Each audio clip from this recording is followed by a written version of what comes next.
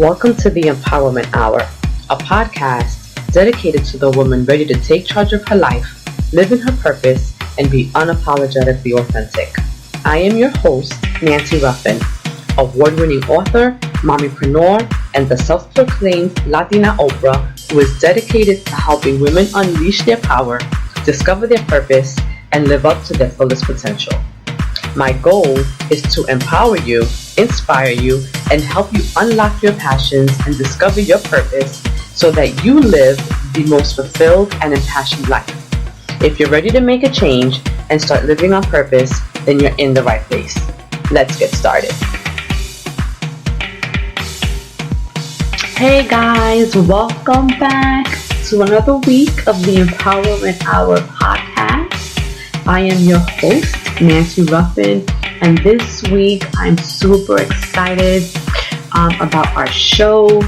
We have a guest. It's our very first guest in a really long time, and we're going to be talking about preparing to launch and what it looks like to take an idea and execute and really jump into that entrepreneurial space and start our own business. This week, we will be talking to certified microblading specialist, Diana Olmedo.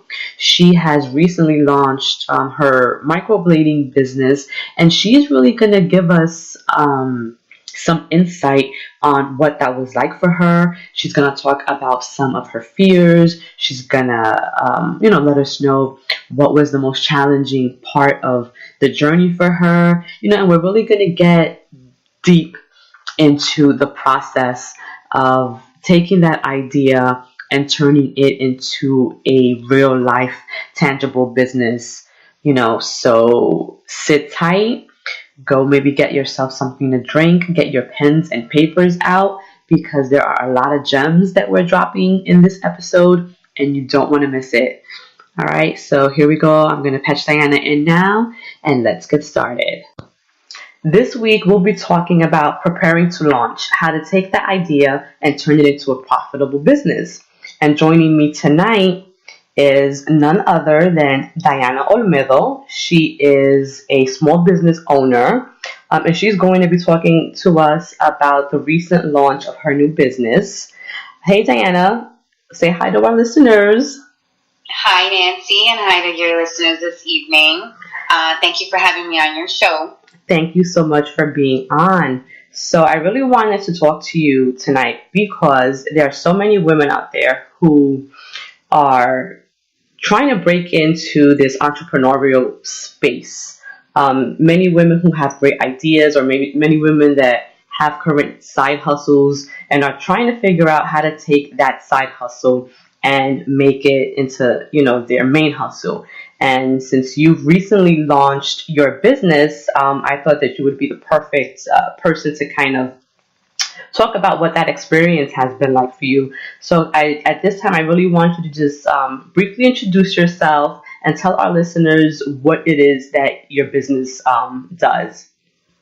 Well, first of all, I think you're absolutely right. I think it's wonderful that you're putting this program together to give your listeners that little extra push that they may need. Because, a few months ago, I was one of those people who, constantly went places and saw, different people starting their businesses and saying, you know what, why can't it be me? Why can't I, go ahead and do this? And, it took some soul searching and some thinking, and I wanted to do something that I enjoyed doing.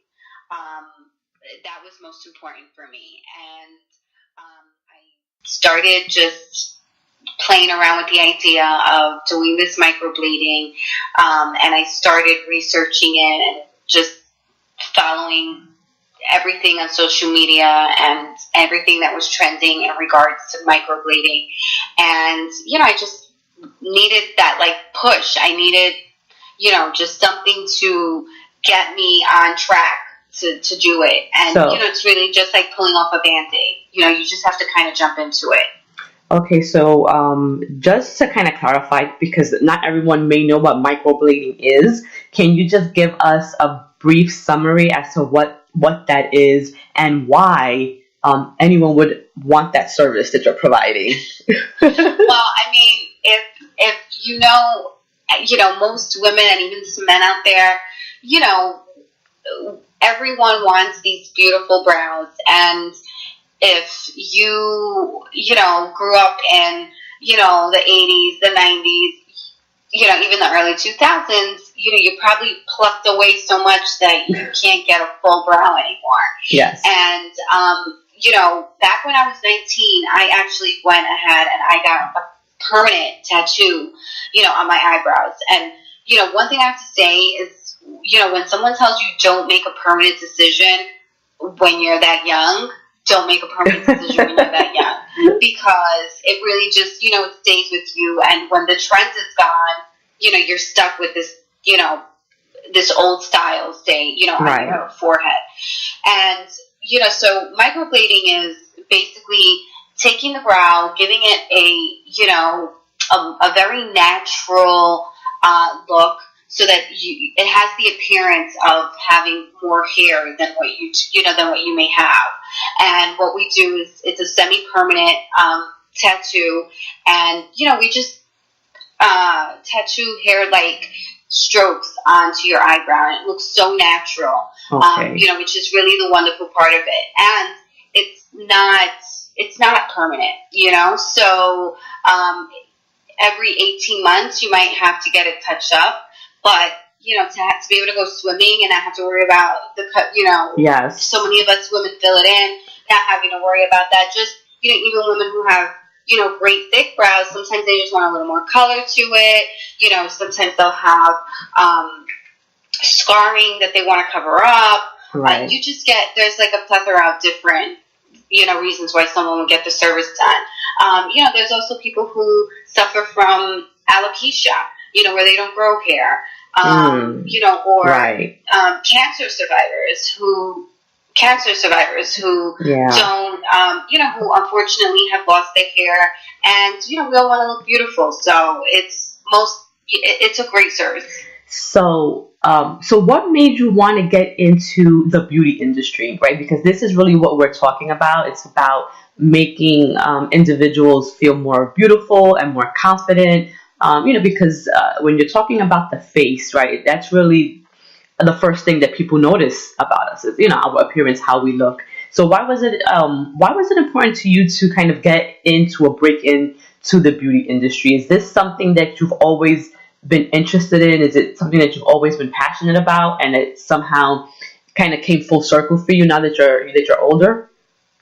Absolutely. I've always loved everything, that has to do not only with the beauty industry, but like fashion, and, just loving to put myself together. The funny thing is when I was younger, I was never a person who wore a lot of makeup or anything like that. And, you see now, that industry has really kind of taken a boost and like exploded onto the market.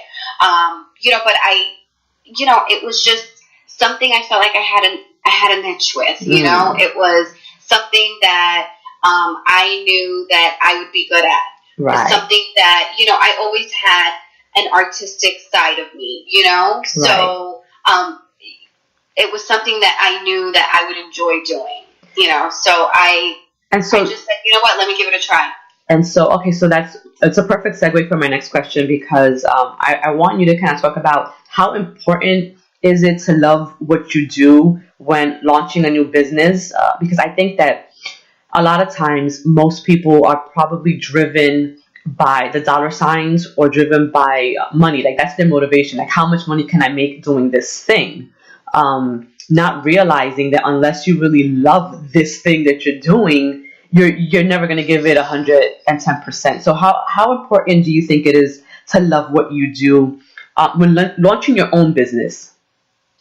Well, you in anything, I feel, my opinion, you have to love it. You have to want to get up every day and get better at it and do it every day.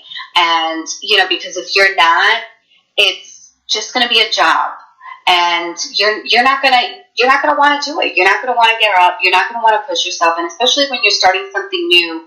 That, one thing is you get hired for a job, you go, they give you work, you go home. This is something that you have to really promote yourself. You have to, kind of get out of your comfort zone and really get out there and, show people what it is that you're doing. It's, there's a lot that it entails, and there are going to be a lot of, stumbles along the way.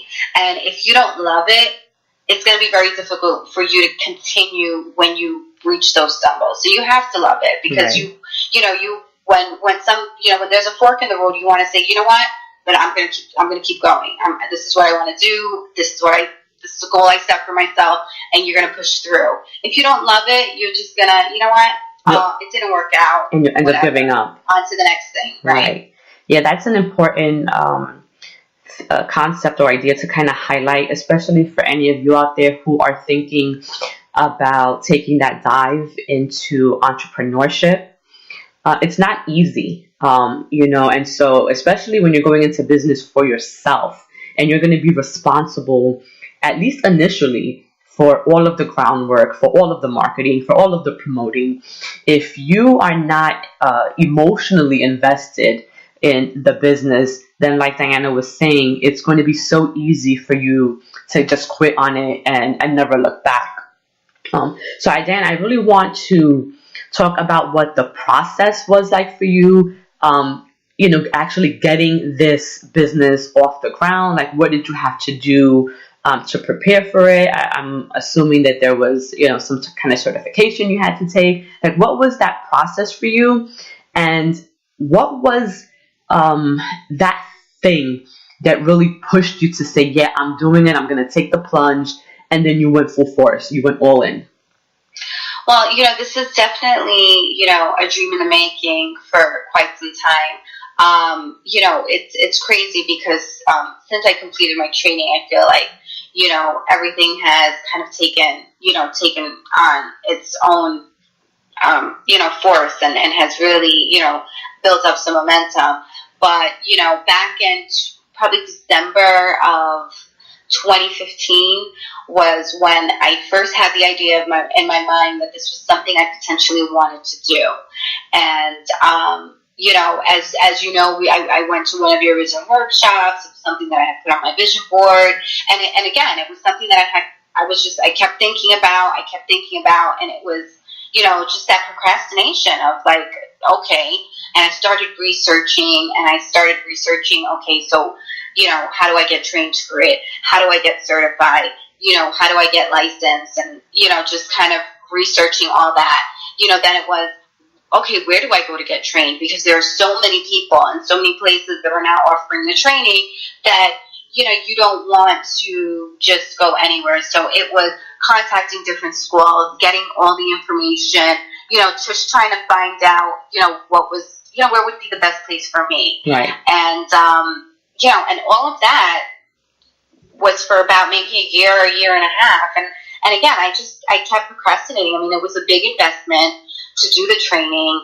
And, just to give you a little background, I'm in a single income household. It's just my husband who works.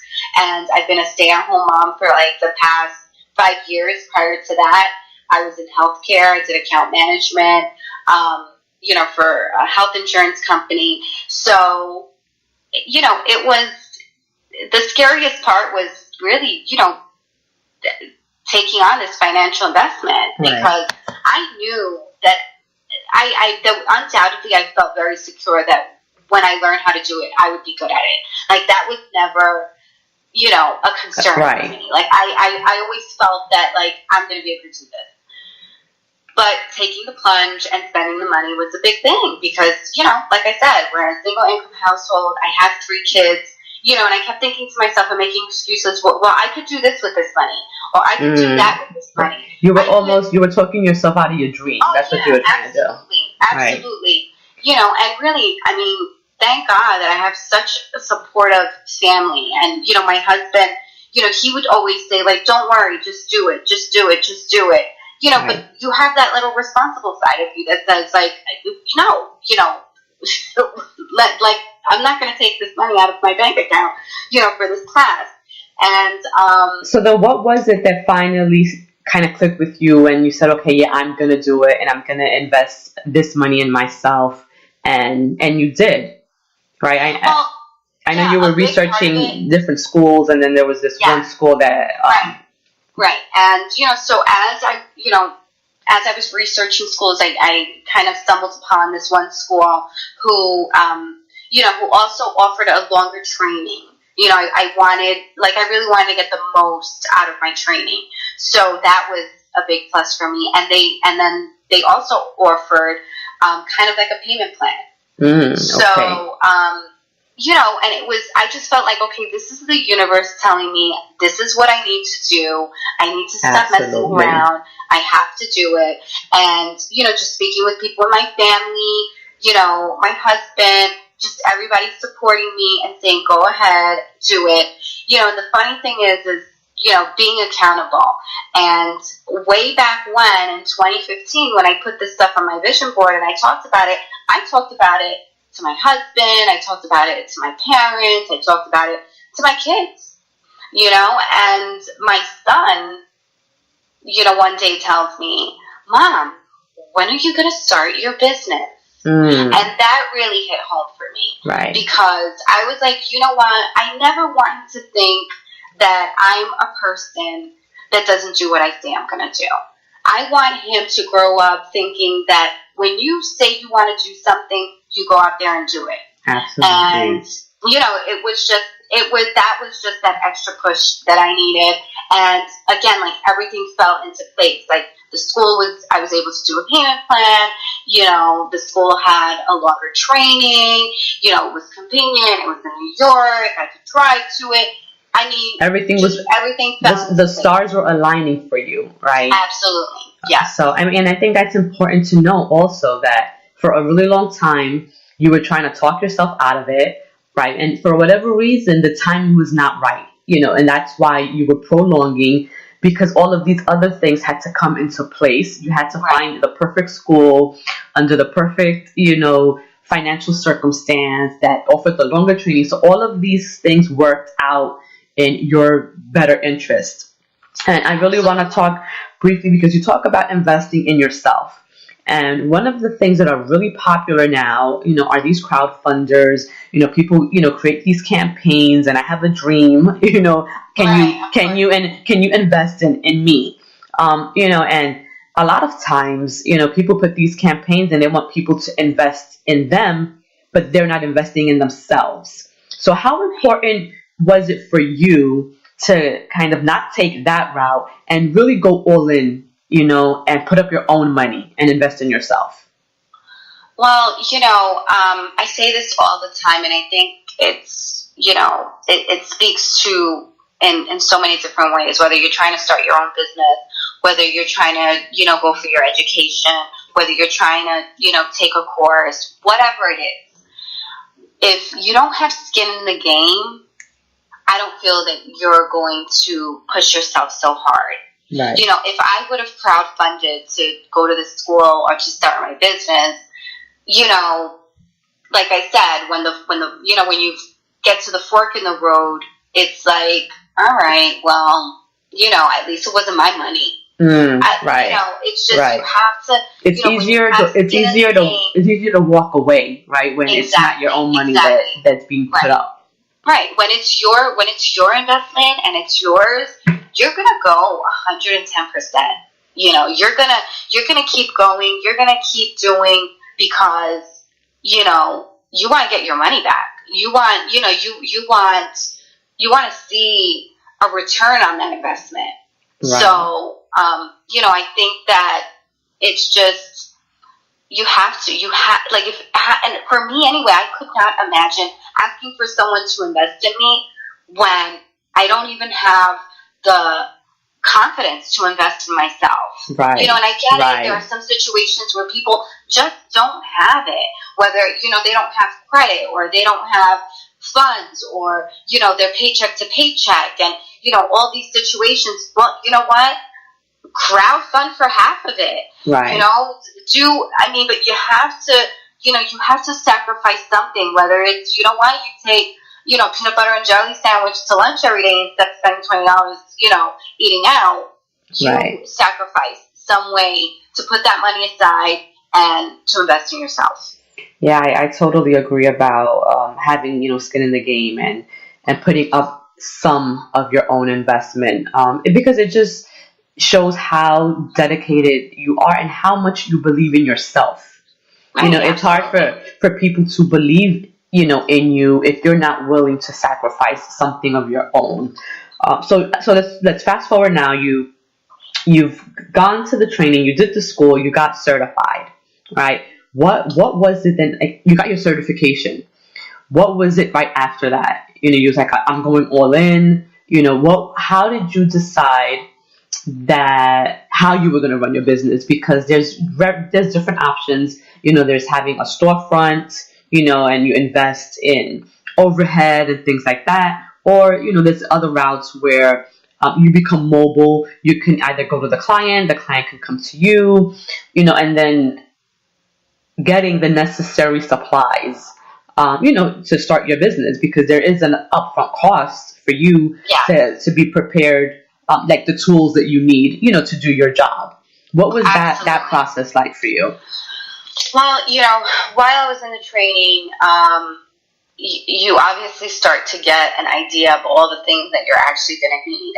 And, starting from scratch, and someone who wasn't in the beauty industry, I didn't have, I was really starting with nothing. So, partly was just investing and getting all the equipment that I needed.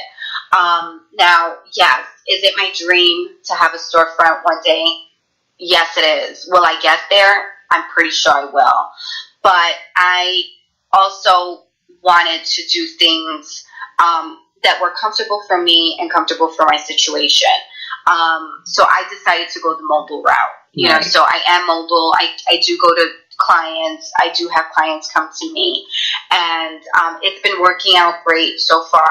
It's running at a perfect pace for me, and I'm enjoying every second of it. I definitely, like I said, do I want to have a storefront? Absolutely. But you have to logical. And you have to crawl before you can walk, right? So you're taking baby steps. I can't go and start investing in a storefront and I have no clientele. Right. Or, start investing in, this beautiful, facility and you have no clients. Right. Exactly. Like, I go under, in a month, or not even that, not go under, but I would be paying out of my pocket for the rent. Right. So you want to get to the point where your clientele, where you have enough clientele that you can then, you can cover those overhead expenses. So, so right now I'm just focused on building up my social media, reaching out that way, and, just posting as much informative information as well as my work. Right. And that's just the route that I've decided to take. Some people, it doesn't work for everyone. I mean, I know a lot of people who I took the training with, already had places that offered, other services, and they were just kind of adding this. Okay, to, right. So there's different routes. Portfolio, right. So, again, and it's, whatever works for whoever, but this is what was going to work for me. I also wanted to start off slow because I am a stay-at-home mom. I have 3 kids. I'm very dedicated to them. I volunteer in their school. There's just, so many things. So I want a schedule that works for me. I want to work my business around my home schedule. I don't want my home schedule to be worked around my business. Right. That's why I left healthcare 5 years ago. So. Well, I mean, it seems like you have a pretty, good idea on, where you want your business to go. You are very strategic in, how you're building the business, which I think is important. I think that, especially for anyone contemplating, going into business or turning their side hustles to their main hustles, is really getting a good understanding on how much they're willing to commit to it, how dedicated they're going to be to it, and ensuring that other things that may be priorities in their life are not interfering with that. There has to be, a healthy balance, I think, depending on, your lifestyle. And I think that you're doing a great job maintaining that. And I just want to ask one last question. I've had you on for, a little bit here. I don't want to keep you any longer. But what was the most challenging part of this entire process for you? And what advice would you give to, up and coming entrepreneurs thinking about, getting into their own business? I think that probably the hardest part is getting out of my own head. Getting out of my own head, right. And, really just taking a step back and, believing in myself, remembering that, I can do it. It's something that I want to do, and it's okay to sometimes, go for your dreams and put yourself first. Just even if it's for a little while, I've dedicated myself to my kids, I've dedicated myself to my husband, I've dedicated myself to my home, and, my kids are a little older now, so they're not as needy as they were, when they were younger, but I needed something for me, and, for your listeners who are out there who feel like they need something for them and that they're passionate about something that they want to do, go for it. Just go for it. What's the worst that can happen? Right. You end up where you are right now. Absolutely. So it's, you have to really just take the leap and go for it. Cool. Well, thank you, Diana. Before you go, please let my listeners know where they can connect with you. If anyone is interested in getting microblading done, how can they connect with your business? So just, briefly, how can they reach you? Well, I'm on Facebook. I'm on Instagram. It's BrowbeatNJ. Actually, it's Browbeat_NJ. That's on Instagram? Is that Instagram? It's on Instagram, yeah. Okay. And then my Facebook page is Browbeat. It's just Browbeat. It's just Browbeat. And your email and your email address? And my email address is browbeatnj@gmail.com. Great. Well, thank you for joining us. Thank you for taking the time out to talk to my listeners. And hopefully we can have you back soon and we can really touch base and see how successful and how much your business has grown. Thank you so much, Nancy. I look forward to it. Okay. Wow. So Diana really dropped some gems for us, to kind of reflect on. It's always great to hear from women in business, women who are out there, and who are doing it. So, to close the show, I really just want to recap some of the most important things that she said. And if you don't have a paper and pen out, take one out now, because I want you guys to jot these things down and really reflect on them and think about them and then go out and apply them, into your own situation, especially if you're thinking about opening your own business or, heading into that entrepreneur path. And so one of the things that she said significantly was just go for it, right? Like towards the end of the conversation, that's what she was saying. Just go for it. Take the leap. For her, she says that her biggest challenge was getting out of her own head. And so how many times do we all get in our own heads, right? And talk ourselves out of the things that we most want to do. And a lot of times we do that because we're afraid. And, and I know that in a previous podcast, I talked about fear and stepping into fear and how to push past that. And so you really have to just take that leap, because what's scary really is getting there. It's like preparing for it, the thought of doing something. But once you're there, once you jump, it's like you look back and it's like, well, what was I afraid of to begin with? Right? So you have to just step past the fear and just go for it. Something else that she said was do what you love. right? Because when you do what you love, then you are prepared to stick it through any hurdle, any obstacle, any challenge that may arise. If you don't love it, if it's not something that is ingrained in you, if you don't wake up every morning passionate about it, the first door that slams in your face, you're going to turn around and go right back to doing whatever it was that you're doing. So make sure that whatever business you're deciding to get into, it is something that you absolutely love. Third, she said, do what works for you. In relation to her business model, right, there's different ways she could have went about uh, doing her business, and so while her ultimate dream is having that storefront, she realized that right now she is not in a position financially to go out there and open a storefront.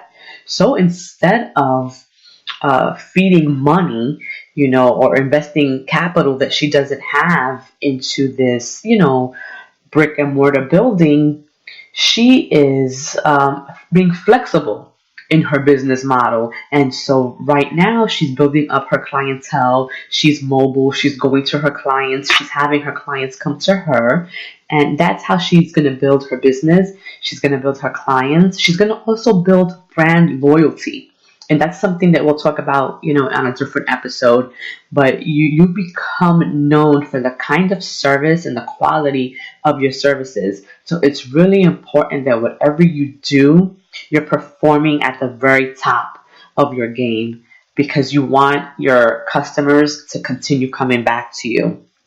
And the last thing that I want to leave you all with, and I don't think she mentioned this, but I think that it's still very important, is that you have to be determined not to fail. You have to be steadfast in that type of thinking, because the minute you allow yourself to even entertain the thought or the idea of failure, then you're going to fail. So you have to every single day remind yourself that you're not going to fail, even when it gets rough, even when it seems like there are insurmountable odds and challenges coming your way. You have to constantly tell yourself, I'm not going to fail. These are just roadblocks, and I'm going to push past them, and I'm going to get through it, and I'm going to be successful.